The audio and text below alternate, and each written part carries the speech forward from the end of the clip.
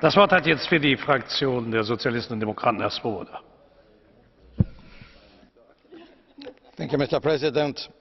Well, I think we should be more realistic. Rebecca, please. I think we should be a bit more realistic. Citizens in Europe express deception, disillusion, sometimes even disgust when they think about Europe. They perceive Europe as an empty shell, as a cold bureaucratic machine, and I must say all what I heard today from the Council and Commission does not counter this perception.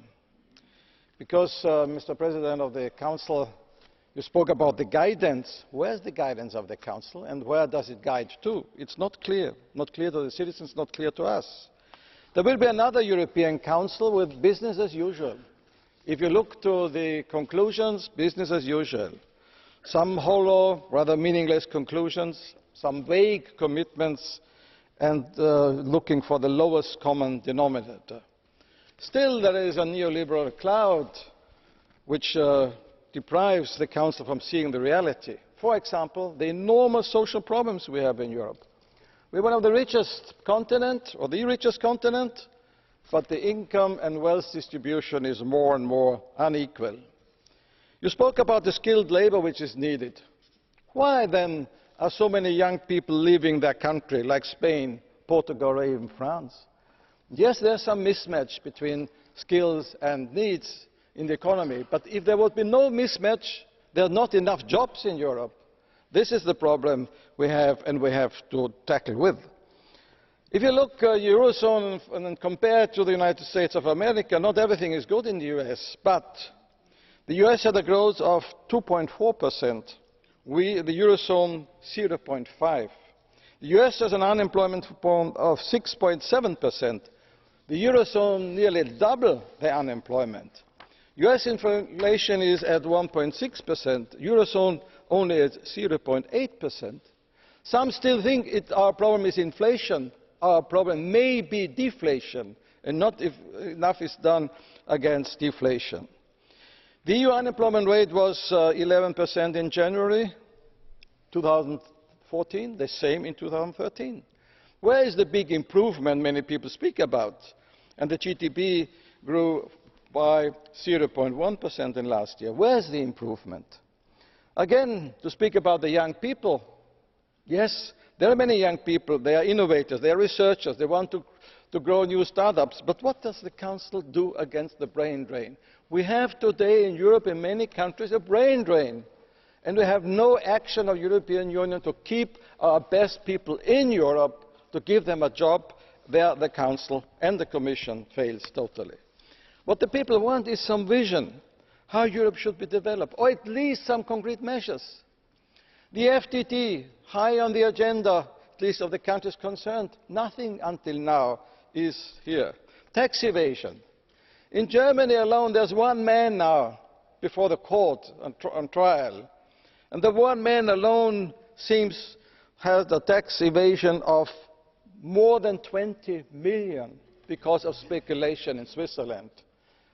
Yeah, maybe 27, maybe a big number, more than 20 sure. One person alone. What is the Council doing against tax evasion? How can you not enforce on the two countries who still are resisting something to do something against tax evasion? So again, there is a lack of courage, a lack of vision, a lack of guidance. People are disappointed, yes, and this is the reason why Mr. Farage may have some success. Not that he has any answers, no answers. But when mainstream politics fail, populists may win even without answers, without proposal. It's something like a surrealistic politics we have today in Europe. And that reminds me of Samuel Beckett when he says, try again, fail better. But unfortunately, we have no time to fail better, and you doesn't try to do it.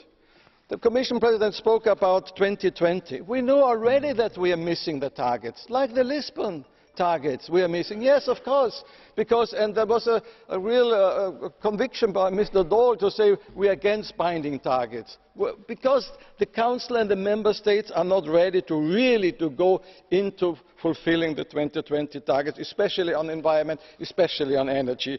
I will come to that later. So what we need and what we can do, of course, is to act quickly. First, banking union.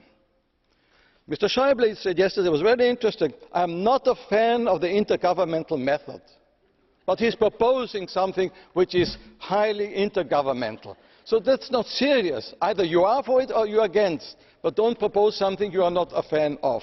This is not very clever politics. A real fight against tax evasion, as I said already. That would be good if this Council next week could say, now we are united to fight against tax evasion, but I don't see it. And, of course, a more fairer distribution of income, which would give more money to those who would spend it and create new jobs, especially green jobs. Our group had last week a very successful conference on progressive economics with Joseph Stiglitz, with Jean-Paul Foutissi, and so on. And they showed there is an alternative to austerity. An alternative which is reducing the debt better than austerity.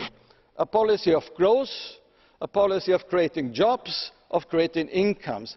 This is what we are fighting for, and this should be the task of the Commission and the Council to go for it.